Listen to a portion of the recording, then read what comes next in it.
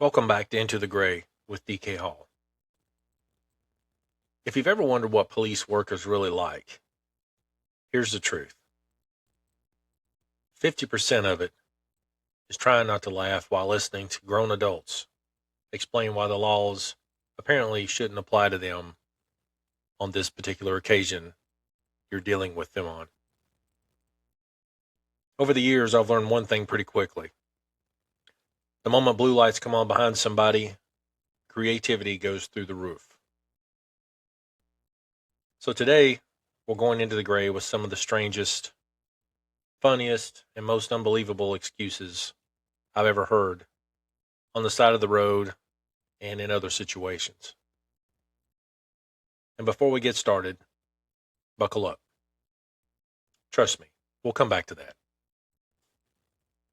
Now, look, I'm not a doctor, but I'm fairly certain medical science does not recommend breaking traffic laws as part of a treatment plan.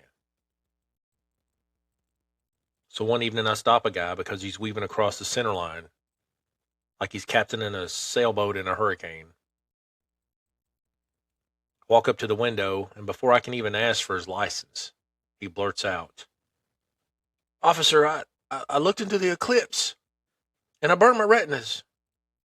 I know I wasn't supposed to, but that's why I was swerving." So I just stood there for a second, because apparently his solution to temporary blindness was to continue operating a 2-ton vehicle at highway speed. Makes perfect sense. Then there was the guy I clocked doing 85 and a 65. I pull him over and he tells me, "My retina's detaching, and I'm trying to get to the doctor before I go blind." No, I'm no ophthalmologist, but if you think your blindness is onsetting, maybe slowing down will be a solid life choice. So I looked at him and I said, "Well, sir, if that happens, you'll still be going 85. You'll just be blind too. And whatever you hit will be a complete surprise." Spoiler alert, he did not go blind, but he absolutely went to court.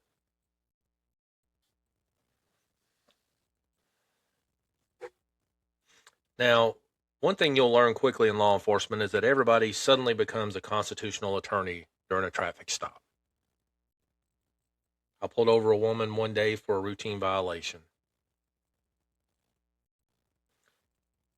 As I'm coming back up to her with the citation, she leans out the window with this confident little smile and says, "I heard if a state trooper doesn't have his hat on, the ticket gets thrown out in court." So naturally, I quickly checked my reflection in the window. Hat was still on. But honestly, even if it hadn't been, I still would have loved hearing her explain that one to a judge. I just smiled and said, "Well, ma'am, should that happen, I highly encourage you to test that legal theory. But in this case, your logic is flawed." I guess my hat wasn't majestic enough. I don't know. Then there was a lady in the BMW. I stopped her for speeding, and she decided flattery was the best defense strategy. "I heard cops don't give pretty girls speeding tickets." Without missing a beat, I handed her the citation and said, "No, ma'am, we don't. Here's your citation and the options to pay it or contest it." That smile disappeared immediately, and her jaw dropped. I had to work very hard not to laugh walking back to my cruiser. Now we move into one of my personal favorite categories. People pretending they're not driving the car. I literally just watch them drive. I once spotted a guy who I personally knew had a suspended license from a previous DUI arrest only a couple months earlier. In the same car. He saw me recognize him, panicked, and immediately turned down a side road and pulled over. I pulled up behind him, And while I was walking up, this man was executing a full emergency seat relocation. By the time I reached the vehicle, he had folded himself into the passenger seat on top of what looked like 6 months of fast food trash. McDonald's bags, empty cups, wrappers everywhere. And he's the only person in the car. I looked at him and said, "Sir, what exactly are you doing?" Breathing hard, he said, "Well, I wasn't driving." I gave an exaggerated look around the empty car for a moment, then back at him sitting on a pile of garbage in the passenger seat. "Interesting," I said, "because there's nobody else in this vehicle that I literally just passed and saw you alone in, through your windshield, driving." That defense failed spectacularly, and a few minutes later, he got to ride in a vehicle where somebody else definitely was driving. My Crown Vic. Then there was a couple who decided to switch seats while the car was still moving. Not discreetly either. I mean, full body gymnastics across the center console at the same time while slowing down on the shoulder. I just sat there watching it happen from behind in disbelief. By the time I walked up, both of them were breathing hard like they just finished a CrossFit workout, because I guess they actually had. I looked at the new driver and I said, "Do I look stupid?"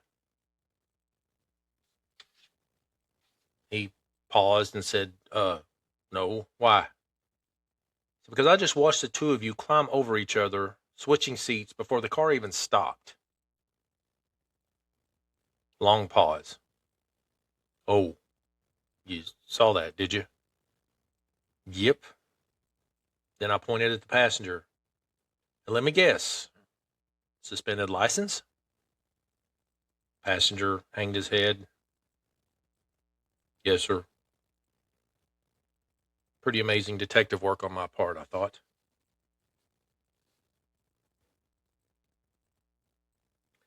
This next one happened during an ice storm. The road was basically a skating rink. I'd already worked 2 separate wrecks in the same curve and was finishing up. Standing out there freezing, my cruiser parked nearby with the dash cam rolling. So while I'm handling these other crashes, another car comes sliding around the curve, tires squealing, hits the ice, and wrecks right in front of me, depositing itself over the hill.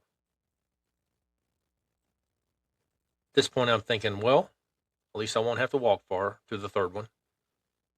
So I check on everybody, and the passenger has a minor injury, but she wasn't wearing a seatbelt.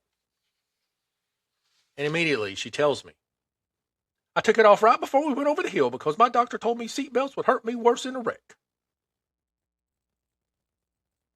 Now, by this point, I'd been standing in the cold for a long time.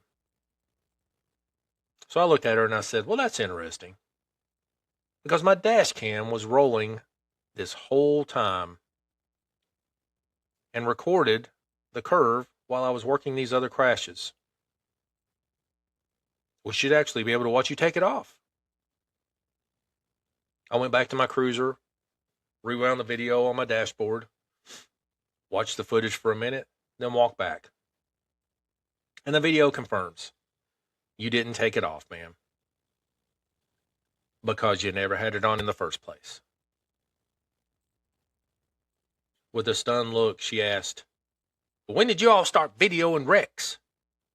I said, "About the same time people started wrecking directly in front of my cruiser this morning."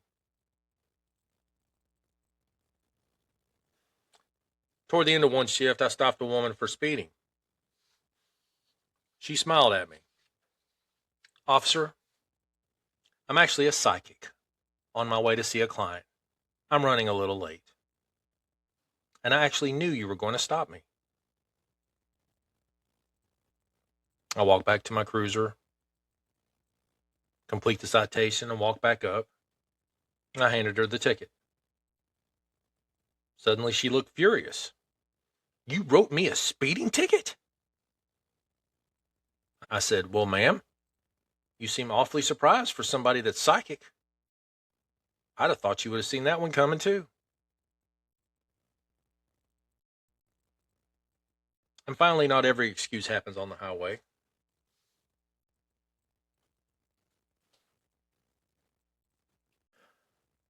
I got called out early one morning, a juvenile out of control complaint. Mom was exhausted, absolutely fed up.